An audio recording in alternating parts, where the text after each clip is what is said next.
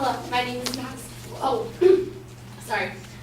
my name is Madison Thomas, and today I will be refuting the argument made earlier in this course by Sean. Sean made the claim that the Trinity is biblically an incorrect formulation of the Godhead in Christian theology.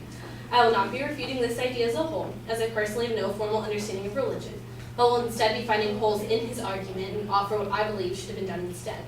Sean made his argument in two distinct points. I've explained his first 2 points, the first being that the Trinity goes against monotheism, the second that the Trinity does not accurately explain Jesus as a deity, then refute them, as well as refuting a smaller point Sean made in his speech. His first secondary claim is that Trinitarianism violates the biblical principle of monotheism in the Old Testament. After doing a substantial amount of research, I've come to learn that the Trinity is not necessarily referring to praying to 3 separate people or bodies as gods, but is instead implying that the Trinity represents one God in 3 divine persons. Using this definition, it is understood that we see God in each of the beings and praise their godlike qualities, and are not praying to or bowing down to 3 separate gods. This definition explains that God makes his presence clear within these 2 other bodies and that they are each doing a separate job in the bigger picture, meaning it is the Father who generates, the Son who is begotten, and the Holy Spirit who proceeds. This relationship with one another makes them all one, thus going along with the point that Christianity is a monotheistic religion and refuting Sean's claim that the Trinity is, in its essence, goes against Sean's claim, in its essence, that Trinity directly contradicts the biblical principle of the Old Testament. Sean emphasizes this point with direct references to the Bible, that God is the first and the last, and there is no God beside him, and nobody is equal to God. This can easily be refuted as well, however, because the Trinity is not referring to any other God, but simply the manifestation of God in multiple beings.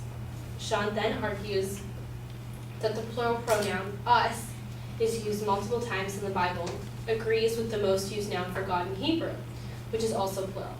Elohim refers to God's majesty and multiple attributes, not multiple persons in the Godhead. I have however believed that this justifies the Trinitarian belief that God manifested himself in Jesus and the Holy Spirit. Sean then continues on with his second secondary claim, that Trinitarianism fails to adequately explain the deity of Jesus Christ. I believe this claim to be incorrect. Jesus himself may have been a man, but he is the Son of God. With the definition I presented to you all above, we can clearly understand that the Trinity is God in each of these beings.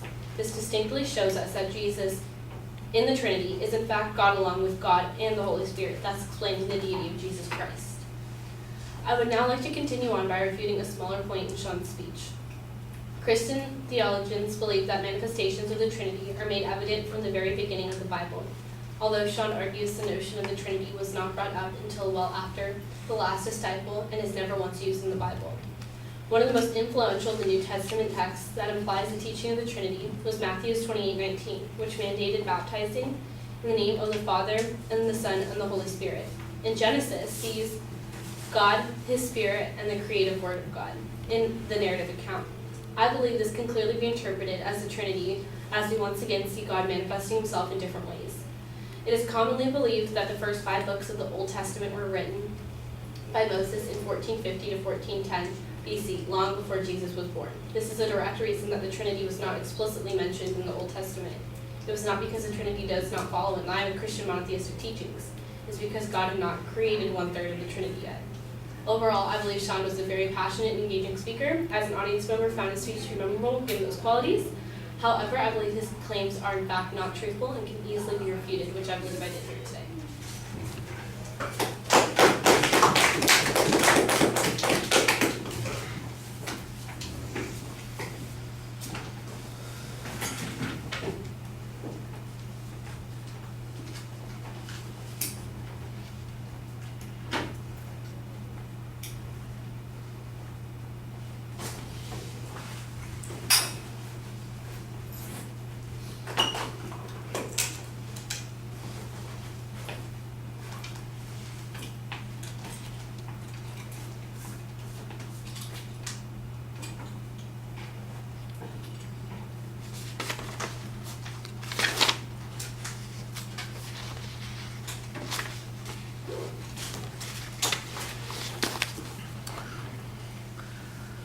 Okay, well, I like the fact that you simplified the argument because it did get a little complicated, as I recall. There's a lot of data that gets used, including a lot of theological material, and you basically cut right to the chase on the issue, and that is whether or not the Trinity is a division between different gods or whether it is a singular God with different manifestations, and you go right for that. I do think that you could have a little stronger argument in favor of that, but you did have a couple of biblical readings that are going with it.